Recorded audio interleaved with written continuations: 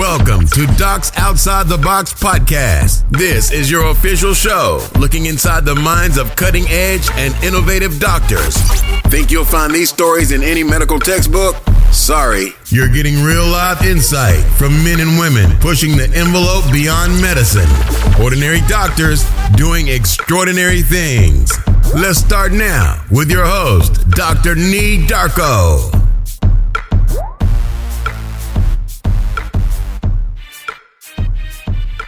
Hey, what's good, everyone? It's Dr. Nee here. It's the middle of the night. It's the night before Thanksgiving. I'm here with my partner in crime, my wife, the wonderful Dr. Renee. What's up? How you doing? Hey, how are you? So technically, this is our first recording in the new digs here in New Jersey. Oh, yeah, it is. Right? We haven't recorded in this house yet. Yep. Everybody's asleep. Well, the kids are asleep. Mm-hmm. We still got mad boxes all over the place. Boxes. Everywhere boxes. But it's a lot better than what it was before. Your family came up and helped out and got most of the boxes out of the living room, which was a big help. Yeah. We were tripping over them. Right. Mm-hmm. And now we just got to organize things and kind of figure out where things go in an orderly fashion. Well, I am actually. So for those who don't know, I'm a big neat freak, I guess, so to speak. And I am not. Yeah. So if you look at my closet is arranged. Sir, yes, sir. Yeah, it's arranged according to color. My shirts, according to color. My shoes are all in the order in which I use them, actually. So the shoes that I don't use them much are further away from the entrance of the closet. I don't play. You are, sir. Yes, sir. And I've kept it like that forever. Never messed it up. Yep. So. Whereas my closet is Oscar from The Odd Couple. That's actually a light way of putting it. I think it's worse than that, actually. Get out of here. I'm not worse than Oscar. Please. Okay. Fix your face, okay? We'll leave it to maybe we should take a picture and put it on Instagram or put it on Twitter and have like a vote. Really? Maybe I should knock you upside the head. I was about to say, y'all should see her face right now. So, yeah, we're in this new spot, and we both like it. Mm-hmm. I did a show before where I talked about us being here. And, for me, the biggest thing is just the price tag. There's a price to pay, right? Leaving, living 5 hours away, living in a rural portion, in a rural area, and then moving to the New Jersey area. Pretty much 30 minutes from New York, New Jersey, you're gonna pay. You're gonna pay. So that rent is too damn high. It's definitely messed with our budget. Yep. But so far we've been doing okay. But we've only been here for about 3 to 4 weeks. Yeah, 3 to 4 weeks. But we're on pace. Yesterday made a month. Yeah. So far we've been okay over our budget. So far. Yeah. And getting half of our security deposit kind of helped also. Yeah. I was like, man, we getting a little bit close with that budget, but we got. And I think it's not bad. For 6 years, we got half of our deposit back. Yeah, especially with 2 kids. Well, one in particular who was a toddler. It's funny, though. I think we lost half of that deposit like the last 3 months. In the last 6 months. The last 3 months, I think. Yeah, about 6 months or so. But, yeah, he started grabbing all the blinds and breaking them. Yeah. $20 each. Whatever. So what do you think about this place so far? I like it. I'm happy to be back home or close to home anyway, because I'm from New York, not New Jersey. But, it's good to be closer, much closer to family, your family and mine. So, yeah. Yeah, I agree. I think the biggest thing, you get so hyped up to make a move or hyped up to do something, right? Mm-hmm. But then right before you make those moves, right before you sign the lease or, right before you tell the landlord, look, we're not renewing a lease, there's these moments of like angst, right? Because you've been so comfortable doing something for so long. There's this thought process of, am I making the right decision? Am I, will we end up regretting the decision? Right. And so far, I haven't felt that at all, which is great, But there's always that thing in the back of your head, like, is this the right move? Yeah. I haven't lived in New Jersey since literally since I left for college. So we're talking about 17. I bounced and I haven't been back yet. So, or I haven't lived in New Jersey. Like, this is my address. Like, I'm going to be changing my driver's license, having car insurance in New Jersey. It's kind of crazy, yo. Yeah. But I mean, it's good. It's the right move for us. I mean, we needed to be closer to family. The kids needed to be closer to family. So I have zero regrets. Good. Well, look, we are here to talk about a whole bunch of different things, but most notably, you know, we had some pretty big events happen, right? Mm-hmm. And as everybody knows, like, we like handle so many different things at the same time. And I think to most people, it would just drive them crazy. Sometimes I feel like I'm like, what are we doing all these different things? So one, you delivered, had our second son in August. Then we moved here to Jersey in October. Mm-hmm. And now tomorrow, actually, you're going to be, or actually today, when this podcast comes out, which will be Wednesday. Please. Drum roll, please. You are going to be launching. Tell us about what you're going to be launching. I'm going to be launching a new children's book that I wrote, and it's called How Good Old Dr. V Came to Be. So if you, basically you weren't bored enough, right, of everything that was going on, you went ahead and wrote a damn book. Look, you know, it really pays to be the Oscar of the family. See, I can work in chaos. Okay. See, sir, yes, sir, can't work in chaos. I absolutely cannot work in chaos. Exactly. That's one of my biggest faults. And, you know, for me, like, even small things as doing my bed kind of sets me up for a really good day, because I know that that's at least one thing that I got done, then the rest of the day is going to go okay. But if I come home and it's messy or chaos, the number one thing that my mind wants to do in order to be at ease is to organize it. And so you're saying that in the zombie apocalypse, I would live and you wouldn't. I mean, we know the answer to that, though, right? I'd be like, kill me now. I can't live like this. Exactly. For me, it'd be a need-tatorship, right? Because I'm like, this is how it's going to be. It's going to be A, B, C, D. I mean, that's what we do as trauma surgeons, right? Like, we handle chaos and we make it as organized as possible. Organize chaos. Yeah, I'd love to see you organize a group of zombies, but that's a different story for a different day. Maybe I'll write that book next week. Because you're not busy enough, right? So look, let's talk more about this book, all right? Yeah. So the book, like I said, it's called How Good Old Dr. V Came to Be. And technically it's a children's book, but it's really a book for kids, and parents. It's being released today. Right? Yes, it's being released today. So for those who are listening today on this day, give us the date. Today is November 27th, right, 2019. The book is going to be released. Absolutely. Yep. And it's a book for kids, parents, as well as premeds. And it's kind of like, you know, that book by Dr. Seuss that people give to people, like people give to like adults.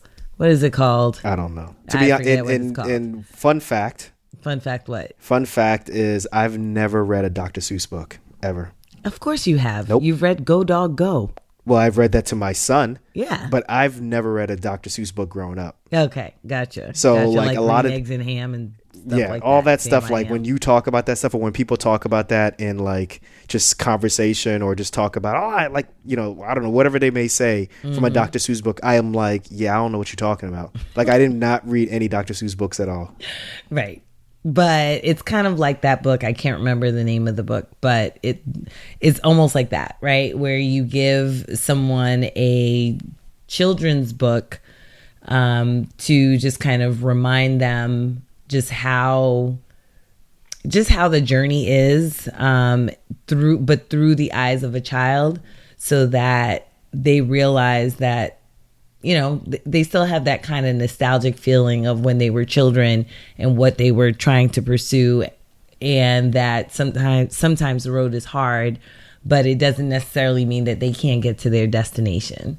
And so the book is loosely based on how I became a doctor. And I say loosely because there are definitely things that I left out. And there's then no like based off true events on right before the book opens. Based on true events. Exactly. But loosely based on. But it kind of goes through some of the things that I went through as a pre-med And then obviously, becoming a med student physician, it kind of speeds up from there. But it's rhyme style, just like Dr. Seuss, right? So it's a rhyming book. And I think that kids of all ages will love it, including adults. So where's the inspiration? Where did that inspiration come from? And why specifically write a children's book as opposed to just writing? Yeah. Because, right now, if your main thing is helping premeds, right? Mm-hmm. But why start at such a young age? So the inspiration came from the fact that I've always wanted to write a book. That's number one. But not only did I want to write a book, at one point I was going to write the book of books of pre-med books, right? And I realized, you know what? That's a little too complicated, and maybe that book is a little too late in the game.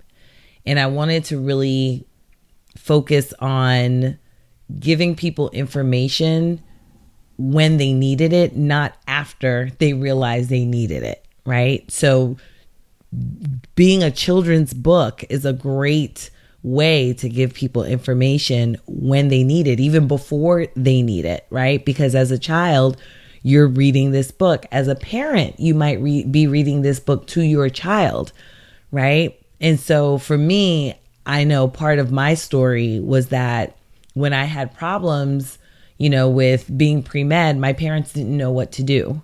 And so had they read this book, or had I read this book as a child, I might have been able to kind of navigate being pre-med a little bit better than I did. I definitely resonate with that story also. There's no physicians in my family. My mother actually is a nursing assistant. That's as far as healthcare goes. So, but I remember having difficulties in difficulties applying to medical school. And just like you said, I just remember those moments where my parents must have felt helpless. We don't know what to tell you, study harder, and it's just it's not that simple. It's not that simple. I need a mentor. I need a foot in the door, and they don't understand all that stuff. So I think having a book like this, although it's for children, if, parents can really, even though they may not be in the profession, really kind of understand, wow, you got to take the MCAT, and that can be difficult. Or now you have to shadow, which can be kind of difficult also. And then you have to apply to all these different programs. Right. And that could be expensive. That can kind of formulate for them at least a little bit of a structure. Yeah. So they can say, hey, you need to do X, Y, and Z. That's yeah. awesome. I mean, I could have easily written a book, for parents, right? So your kid wants to be a doctor or something like that. And I think that book probably already exists. But for me, I just didn't feel like that was the book that would best educate parents. I think parents learn when their children are learning. And for me, I think that was the best way to go. How long did it take you to write this book? 2 days. 2 days to write a book. I swear it was 2 days. But you have to remember, it's a children's book and it's a rhyming book, right? And not only that, but it's a book that's, again, loosely based on my own experience. So I didn't have to make up too much, right? So I just kind of went along with what I experienced and, just kind of rhymed it. And there were times where I was like, what am I going to rhyme this with? I had to rhyme the word physics. If you read the book, you'll see what I rhyme the word physics with. But come on now, you better drop something. You got to give the audience something. Bars. Come on now. You don't leave us there. Give us some type of sneak peek. To be a politician. To tell these folks what they need to listen to. I'm an obstetrician, not an academician. In a major way. And I write the prescription. So, yo, Renee just stole Sign me. Stole my. That's my lyrics actually. That's based off of some raps lyrics that I wrote. Raps lyrics. P. Diddy. Whoa. Give me a call. Who says that? Raps. It's based off of some lyrics that I wrote long time ago. That's debatable whether or not you wrote those lyrics. But anyway, back about my book.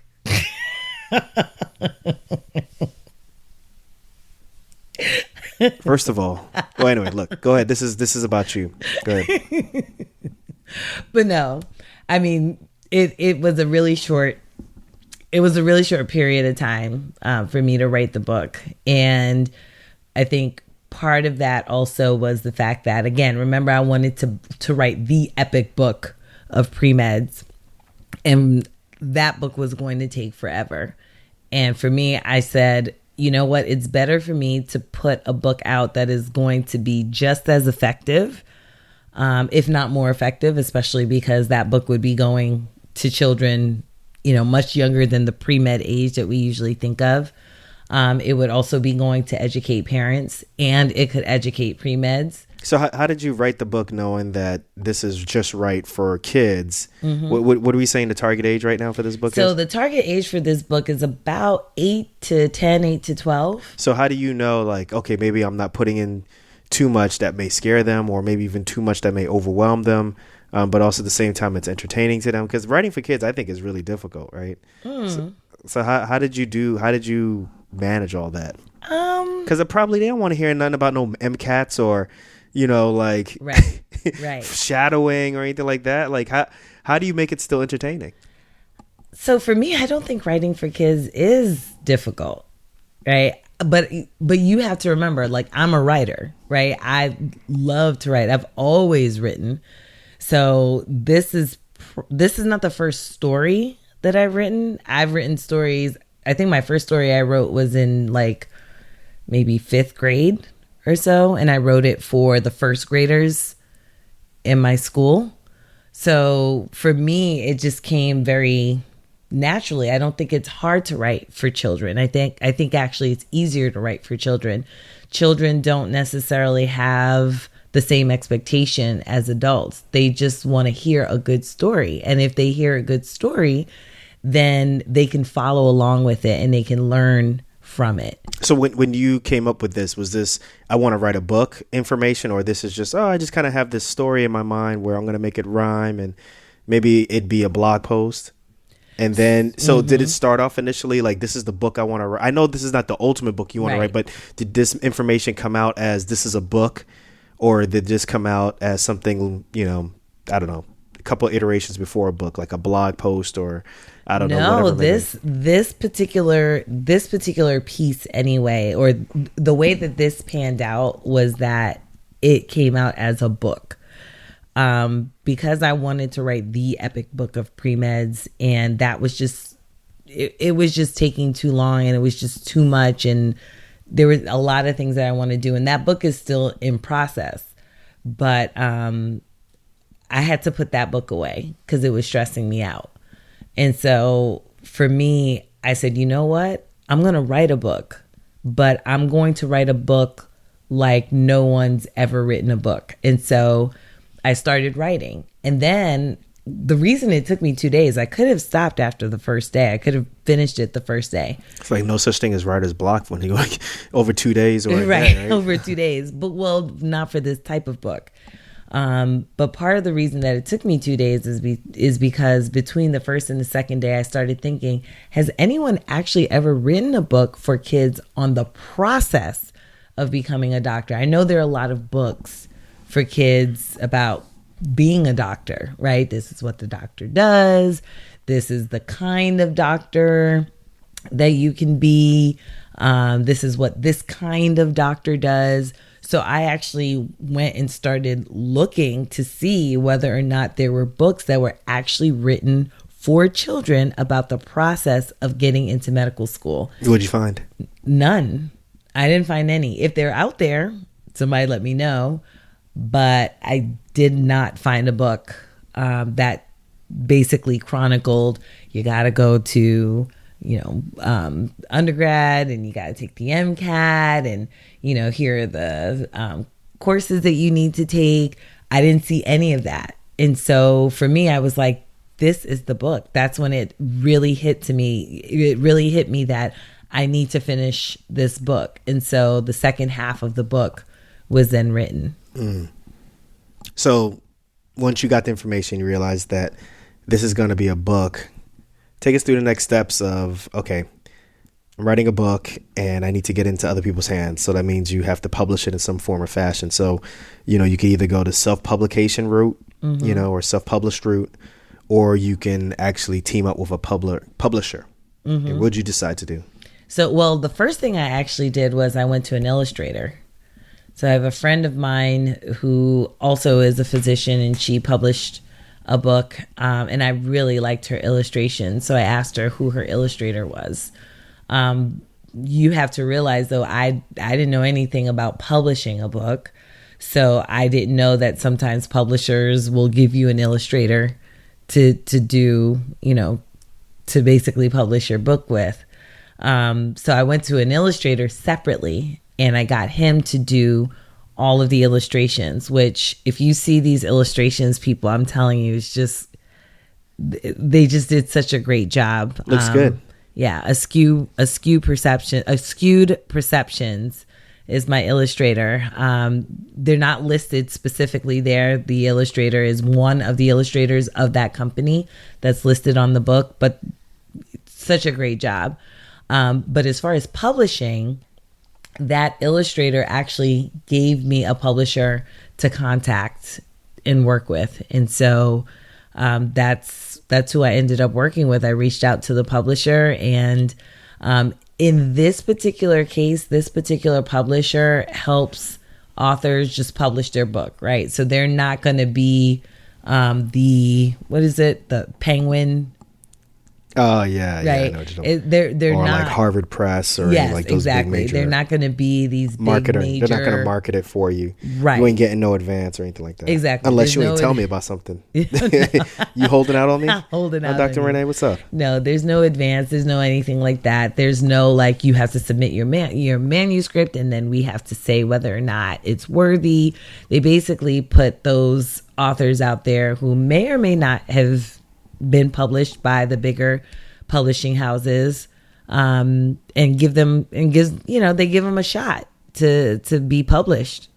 So I went with a company called Book Logics, and they were excellent, very professional, and I'm actually very happy with the end product of this book. How long did the whole process take to go from you submitting to them your book, or even just let's talk first about the illustrator. How long did it take for them to illustrate your project? Oh yeah, the illustrator. I mean, that took quite a few months actually. The process was it wasn't long, but it was definitely detailed.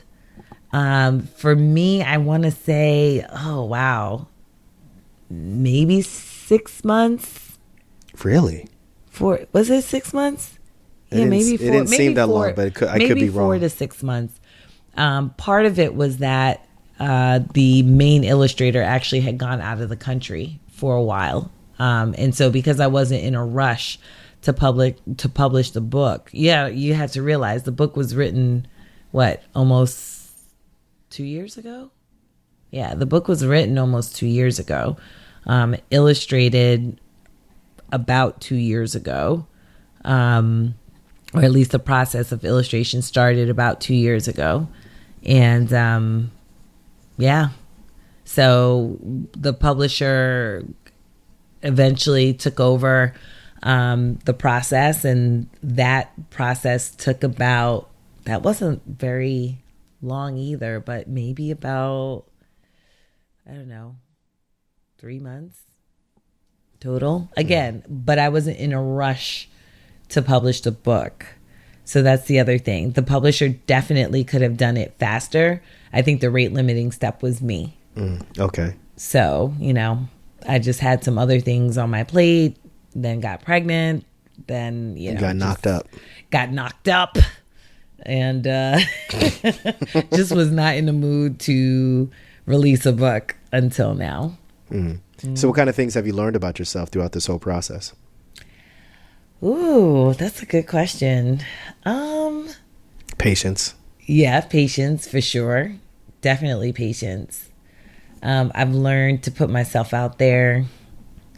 To put myself out there, I think is really what I'm learning. I think from this book launch that's going to be happening in a few hours, right? Because I'm like, well, that's the big thing. I think that's the big thing that you I think is you have a voice, right? Yeah. There's a way that you can tell this story in a very traditional way that other people are doing it. But then you decided to, you know, veer left or whatever direction you want to do, or you want to say you did. But you decided to do something completely different. You looked at the market, found out that nobody has done this at this age group before. So go ahead and try it. And I think that's really admirable, right? Because I think everybody has a voice, right? You don't have to be very charismatic. You don't have to be, you know, you don't have to be like amazing 100% at what you do. You just have to just kind of think outside the box. No pun intended. Ding. Right? And, you know, be able to kind of just have, you know, just a very niche, you know, a niche, what am I trying to say? A niche, you know, audience in mind, which is what you had, and go from there. So, yeah, I mean, it's scary, right? Because you think, okay, I'm going to put this book out there. People have not really seen this kind of thing before. How is it going to be received? You know, I work with premeds, obviously, who are definitely adults, not children. Especially because I work with non-traditional premeds in particular. You know, the book is written for them, but do they even realize that, right? It's for them, it's for children, it's for parents. So kind of, you know, the audience that I specifically work with, the, you know, the non-traditional pre-med who is trying desperately to get into medical school and is having those challenges. Do they even realize that this book is for them, even though it's a children's book? So today's the day. The book's coming out. Oh, wait, hold on. Yep. I remember the Dr. Seuss book. It's Oh, the Places You Will Go, I think. That goes over my head. Like, that means nothing to me. Right. To the rest of the audience, they're like, oh, yeah. But what made me remember it was the fact that I was saying that it's, you know, that my book is for adults as well. And so the Dr. Seuss book of, you know, saying, oh, the places you will go, oftentimes people will gift that to graduates of college or, you know, some other higher education to kind of just remind them in a childlike way that they can reach, you know, they can reach the stars. Yeah, I didn't get that. So the book launches today. To be profound here, yo. Yeah, I see that. So the book launches today. Where Yes. can people get the book? How can they support you? Yeah, what time can they so- get the book? Tell us all that stuff. So my book launch is going to be happening today, and it's going to be happening on Facebook Live, as well as Instagram. Oh, so you're going to have like a book launch party. Okay, so how can they get on the book launch party to see you talk about this book and all the things that people do? So if you go to Facebook and you look me up, I'm at Dr. Renee Darko. That's DRRENEEDARKO. Same thing in Instagram, Dr. Renee Darko. We love the gram. We love the gram. Yes, I love the gram. Well, actually, you love the gram. But I'll be there at 12 noon Eastern time on November 27th today. And I'll be releasing my, or launching my book. Yeah. Should I give the URL at this point? Yeah, why not? You're going to be the first to have it, Dr. Darko. Mm-hmm. Oh, wow. So the URL. Membership does have its privileges. Marriage does have its privileges, right? Partnership. Right. So the link, finally, the revealed link is going to be What's the link? Oh, the link is Come on now, Dr. Renee. Good Old Dr. V. That's GOODOLDRV.com. GoodOldDrV.com. All right, guys. For those who are like, wait, what? The link will be in the show notes. So, all right. What, bad execution? No. It's good. It's good. So, but you know, there are people who are, you know, driving while they're listening to this. Absolutely. People They're running while they're visual listening to than this. audio. Maybe, you know, doing dishes or maybe in the operating room. Who knows? Listening to this show and they can't take notes. So that's what the show notes are for. Yep. So anything else you want to talk to us about this book? Well, I mean, the holidays are coming up, so it's definitely a great way to give a gift to someone for the holidays. You know, if you know any kids or premeds or parents of children who actually want to go to medical school, this would be a great time of year. You know, it's going to be Black Friday. It's a cheap item that you can get really easily on Black Friday. So, you know, add it to your Christmas gift list. Or your Christmas wish list, and grab yourself a copy. And the other thing that I'm asking people to do in this spirit of giving, I'm going to be giving away some books to several charities, and I'm asking every single person who buys a book to please buy one more book and donate to your child's school, your public library, or maybe even some children's centers. You know, just so that kids can, you know, get their hands on this book, and maybe we'll get a few budding doctors. Yeah, I think it's a good cause. Definitely support. So congratulations, and we'll definitely support you. Thank now, you. The thing that I want to talk about also is it's the day before Thanksgiving, right? Mm-hmm. Now, obviously, people don't know, but you really don't, and your family doesn't celebrate Thanksgiving. And we're all walking contradictions, right? Mm-hmm. Like, we feel one way about something and then we go and do something else when Yep. people either aren't looking or just, you know, even in plain sight. That's just how we are as human beings. We're all walking contradictions. Yeah. Mm-hmm. Thank you. Boom. So actually, a fun fact for you. Mm-hmm. Actually, it's not a fun fact. It's actually a serious fact. But you weren't raised celebrating Thanksgiving. Correct. Right? Well, the last official Thanksgiving I think my family ever celebrated was when I was, I think, 8. And so by 9 years old, my dad was like, okay, that's it. We're done celebrating Thanksgiving. Well, and there's a reason behind that, right? It's not just because your mom would feel like cooking on that it's day. a historical reason, which I'm sure everyone knows. But yeah, it's for historical reasons. So, you want me to share? I mean, you just like, how you just gonna? Tell us why. So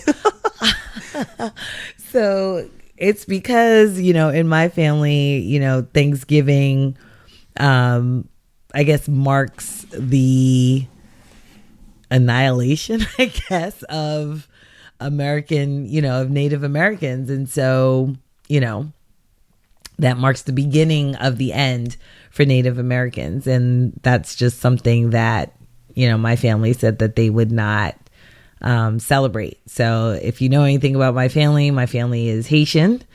And so one of the places that... Part of the Tainos. Yes, part of the Taino. The Taino natives were on that island. And that was one of the islands that Christopher Columbus actually landed on during his epic journey, if you will.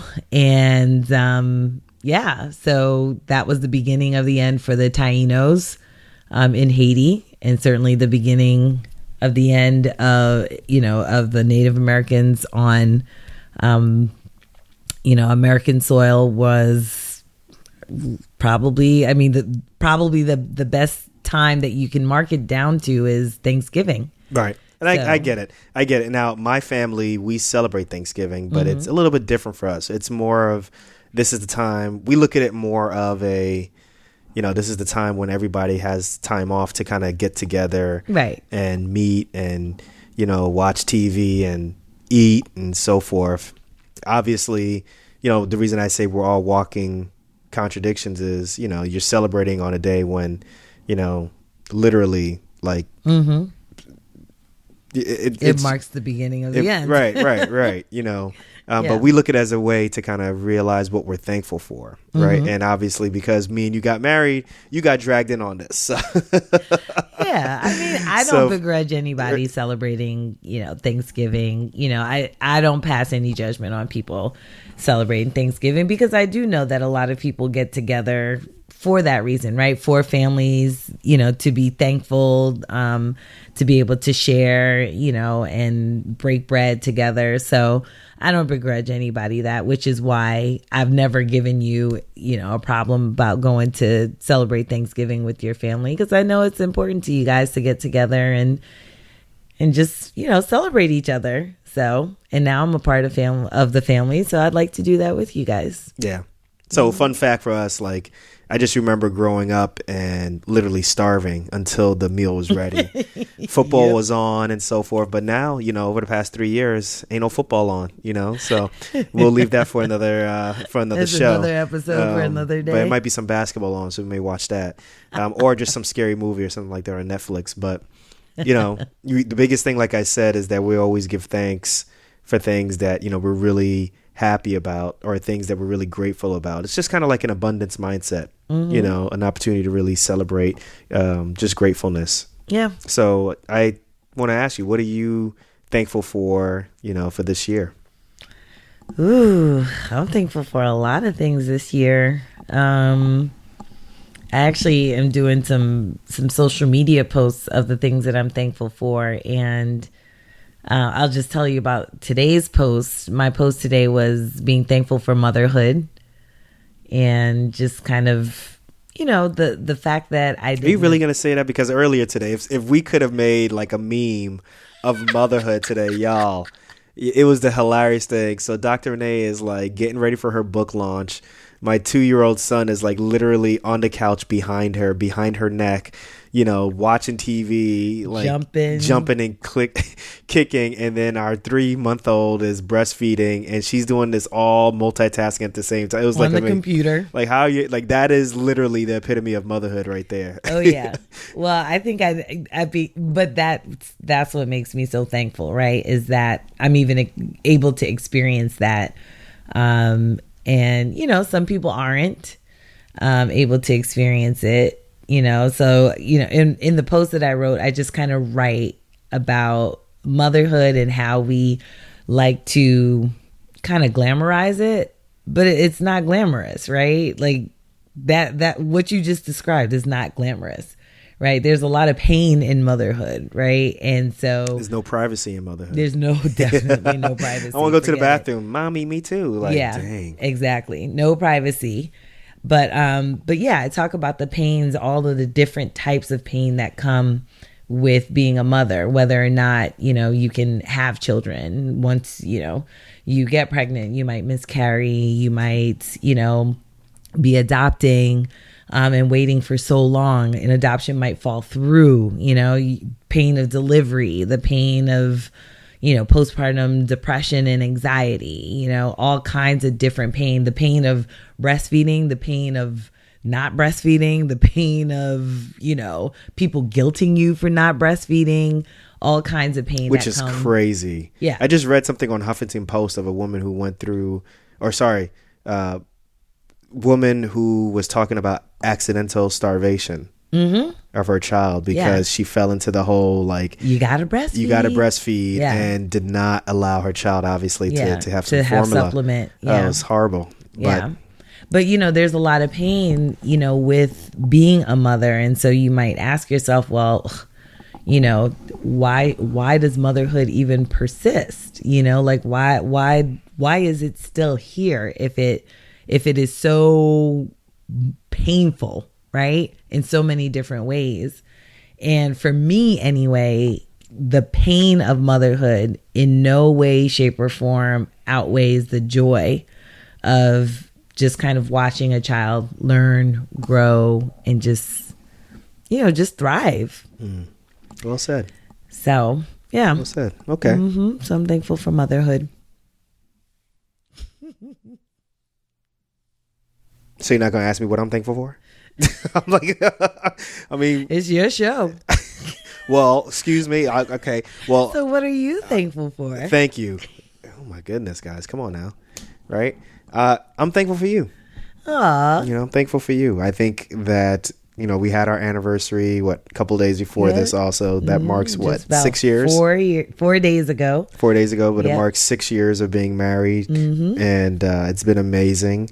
And it's been an amazing time. We've It has accomplished so been. much together. We have a family, and I just think about when we first met, Lord, like what's that now? Like 17 years ago? 17 years ago. 17 years ago Yep. out in Missouri. And then, even before that, we met over the phone.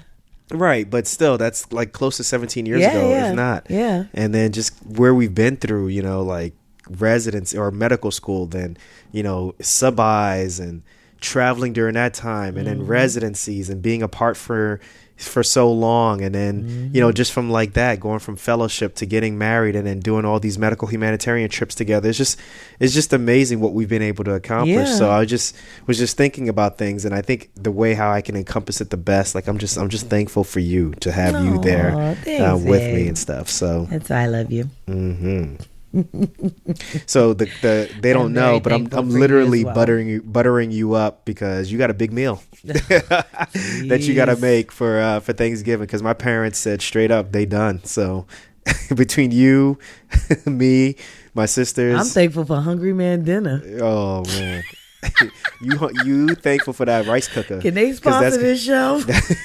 that's gonna be you. You're gonna be using that rice cooker. So, but no, this was great. So everybody, please go out and support Dr. Renee with her book, which is called How Good Old Dr. V Came to Be. So the way how you get there is by going on to Amazon or going straight to your URL, which is My URL is www.goodoldoctorv.com, which will be in the show notes. yes, it will be. Yeah. And the book launch is going to be at 12 It's noon. going to be at 12 noon today. So if you find me on Facebook or Instagram, it's going to be at Dr. Dr. Renee, Renee, Darko, Darko. So at Dr. Renee Darko.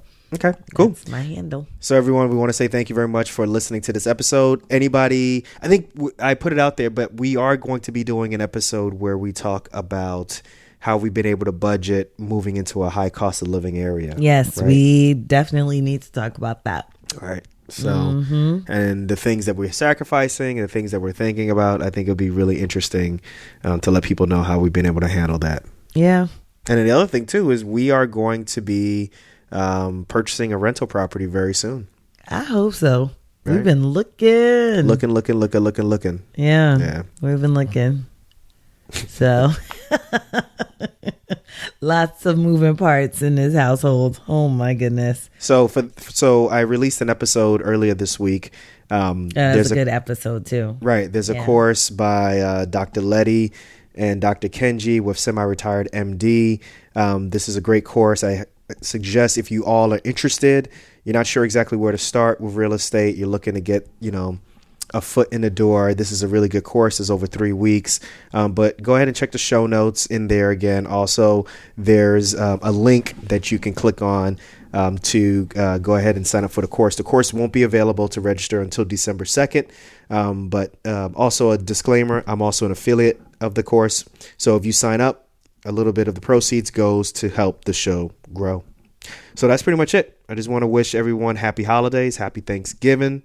Yeah. Right? Yeah. I'm sure you all have a lot to be thankful for, grateful for, having that abundance mindset. We're definitely thankful for you all for listening and for those who continue to go out and support us and what we do and listening and, commenting, feedback, leaving reviews, and now, hopefully supporting your book. We just want to thank you all for this, and we'll catch you guys on the next one. All right. Thank you guys so much. So remember, we only got one life. Let's make it count and live outside the box. Peace.